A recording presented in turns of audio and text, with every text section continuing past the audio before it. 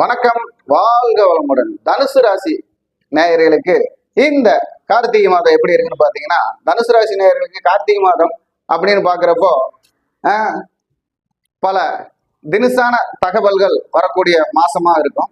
அதே மாதிரி வீடு, வண்டி, வாகனம் சம்பந்தப்பட்ட ஏதாவது ஒரு பிரச்சனைக்கு செலவுகள் வரும். அதே மாதிரி அதாவது தாய் மாமன் வகையில உள்ள நெருக்கங்கள், ஒரு பிரிவுக்கு வரக்கூடிய சூழ்நிலைக்கு அதை ஜாக்கிரதையா பார்த்துக்கணும். அதே மாதிரி புதிய உறவுகளும் அதுல இருந்து எடுக்கக்கூடிய சூழ்நிலை வரும், அதையும் பார்த்துக்கணும். அப்போ அவங்களுடைய பேச்சில் நல்ல நிதானமும் கவனமும் வேணும். அதே மாதிரி இருக்கக்கூடிய இடத்துல அக்கம் பக்கத்தில் இருக்கிறவங்கிட்டையும் நல்ல ஒரு உறவுகளை நம்ம மெய்ப்படுத்திக்கணும் அப்படின்னு சொல்லிட்டு இவங்க என்ன பண்ணலாம் அப்படின்னு பாத்தீங்கன்னா, கண்மை தானம் வாங்கி கொடுக்கலாம். குழந்தைகளுக்கு கண்மை வாங்கி கொடுக்கலாம். சிங்காரி அப்படின்னு சொல்லக்கூடிய கண்மை, அந்த கண்மை வாங்கி கொடுத்துக்கிறது அவங்களுக்கு நல்ல இதா இருக்கும். அதே மாதிரி ராகுகேது வழிபாடு சிறப்பை தரும்.